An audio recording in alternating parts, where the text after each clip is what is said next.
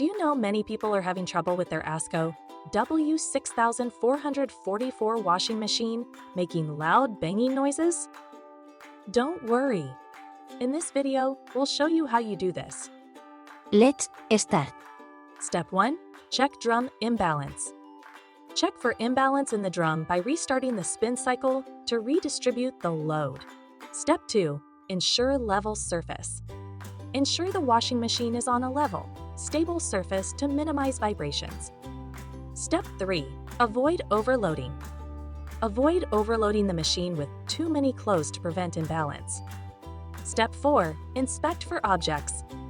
Inspect the drum for any foreign objects like nails or paper clips causing noise.